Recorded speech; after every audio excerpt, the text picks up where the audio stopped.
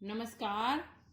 कक्षा 10 के lesson carbon में हम जान चुके हैं कि कार्बन की संयोजकता 4 होती है और कार्बन साझा करके अन्य तत्वों से संयोग करता है। हमने जाना कार्बन 4 हाइड्रोजन परमाणुओं से जुड़कर मेथेन बनाता है। मेथेन में कार्बन के बाहरी कोश के 4 इलेक्ट्रॉन और चारों हाइड्रोजन के एक एक इलेक्ट्रॉन का साझा होता है और मेथेन की रचना होती है। इस प्रकार इलेक्ट्रॉन के साझा करने से यानी शेयरिंग करने से बनने वाले यौगिक सहसंयोजक यौगिक कहलाते हैं। जिस तरह मेथेन में कार्बन 4 हाइड्रोजन के परमाणुओं से 4 एकल बंधों के द्वारा जुड़ता है, उन्हें सिग्मा बंध कहा जाता है। फॉर्मेल्डिहाइड में कार्बन 2 एक संयोजी हाइड्रोजन से और एक द्विसंयोजी ऑक्सीजन से जुड़ता है। हाइड्रोजन साइनाइड में कार्बन एक संयोजी हाइड्रोजन से और एक त्रिसंयोजी नाइट्रोजन से जुड़ता है।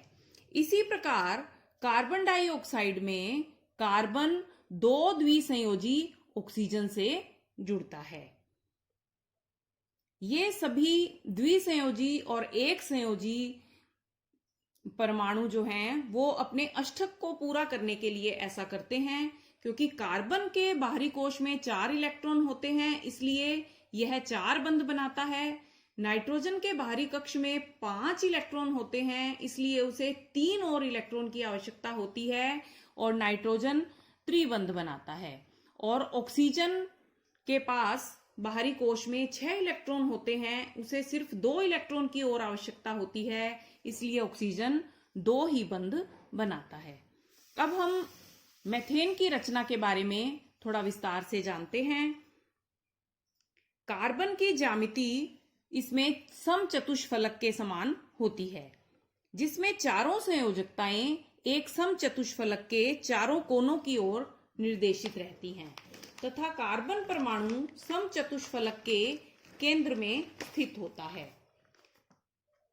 प्रत्येक संयोजकता के मध्य बंध कोण 109 डिग्री 28 मिनट का होता है।